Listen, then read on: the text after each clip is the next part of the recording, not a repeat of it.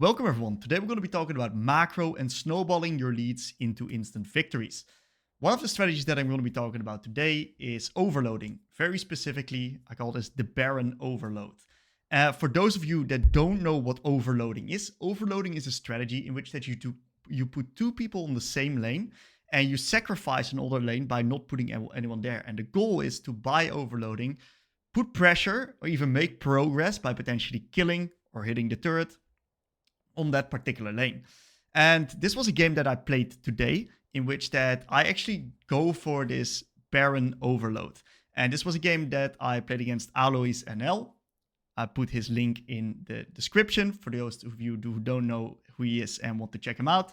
And someone sent me a clip of his stream in which that he actually explains from his perspective what I, for kind of strategy, use. So we're going to be playing out that clip first, and then I'm going to be explaining very precisely what I'm doing in that situation and how you guys can be utilizing this to your advantage to eventually snowball and win your own games, respectively.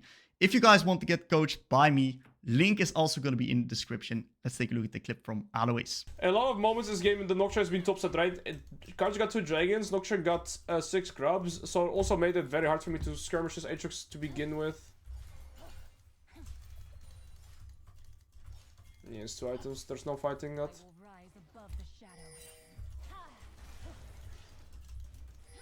Goodbye, 07.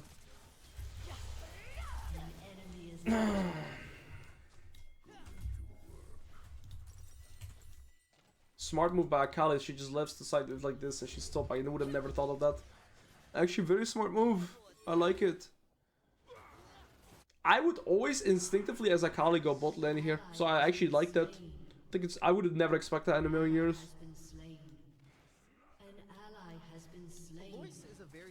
So smart around the Baron actually.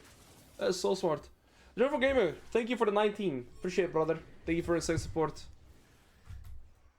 Actually, crazy smart. I will use that more.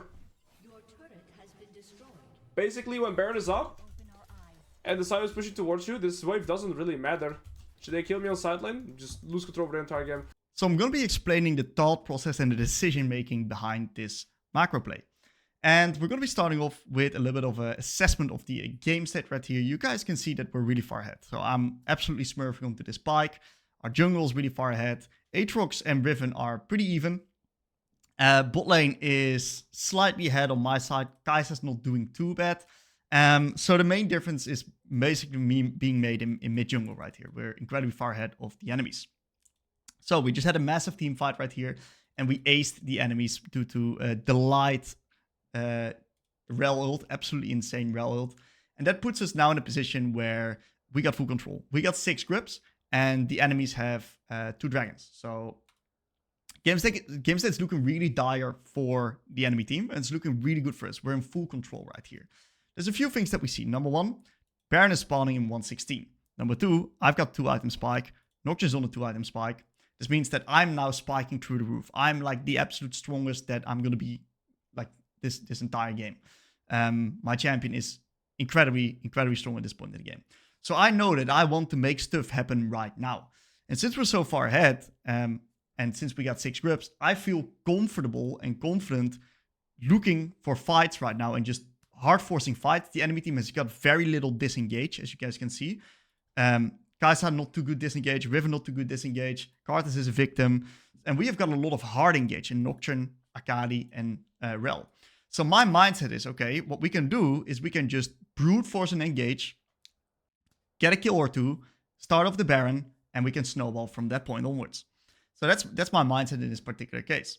So what do? I recognize, hey, Baron's going to be spawning at 116. Initially, I wanted to reset after this particular minion, but I was like, hey, that doesn't really line up with the Baron spawn, plus the enemies are still dead, so I'm not really under any kind of threat, and I can actually shove in another wave right here. And if you would be looking at this through classical League of Legends, like Korean League of Legends, what would be done is that I reset right here, I buy my item, and I go bot side, because Baron is going to be the next objective, and I get teleported, right? So I can just be bot, I can be pressuring the side and really hard, because no one can really kill me. They need like 3-4 people to kill me. That's how strong I am right now. And our team can then get topside vision control and get stuff done right there. So that is classical League of Legends. There's nothing wrong with that particular play, by the way. But I know that because I'm so incredibly strong, and because of all the factors that I just described about my team and about the enemy team, I know for a fact that we can speed up this game even further. And I do not want to be taking the risk to potentially throw this game. So I decide to flip it around.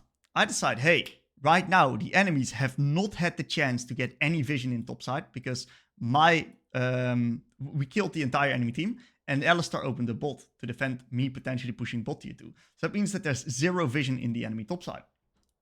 In this case, I'm running with Stealth Warp because initially I was planning to play split and play side lane. But in this case, I know exactly that there's no vision on topside because we spot the Alistar and bot.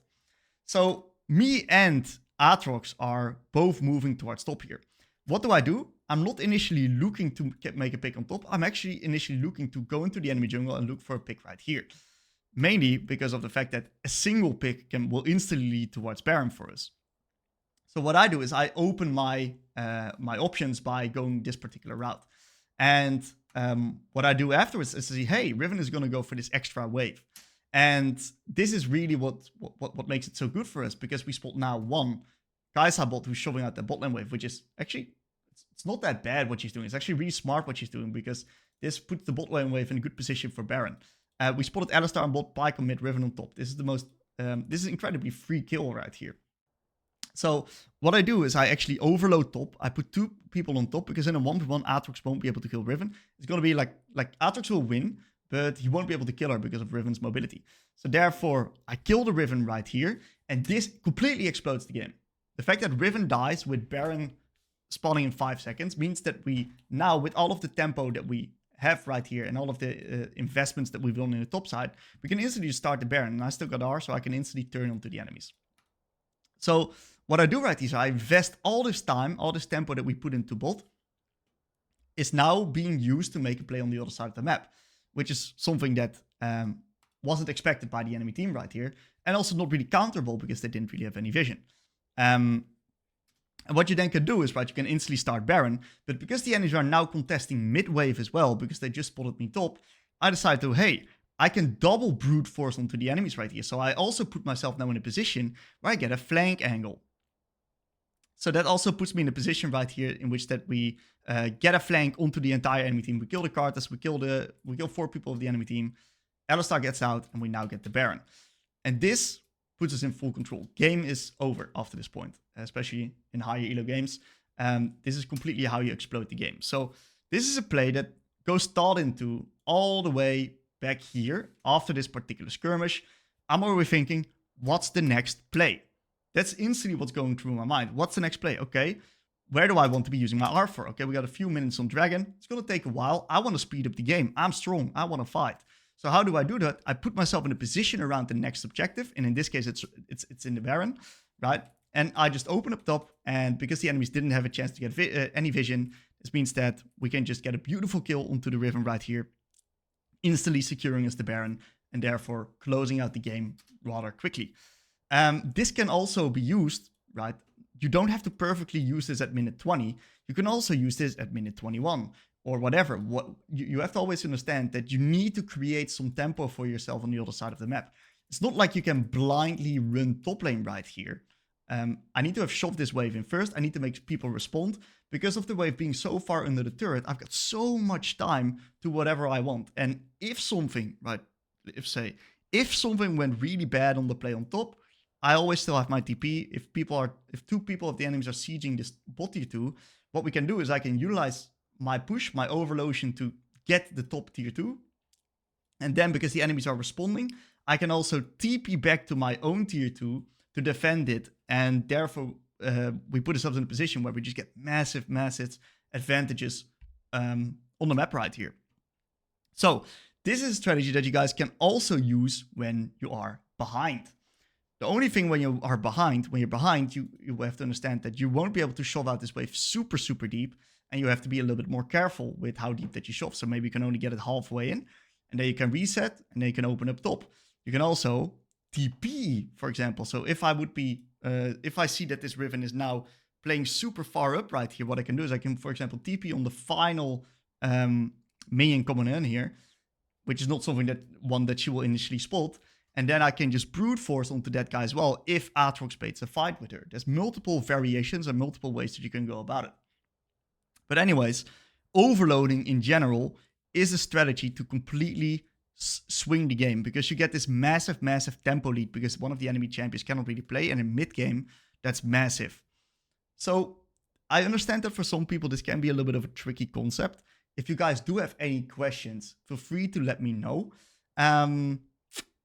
Yeah, just let me know. I'll definitely get back to you.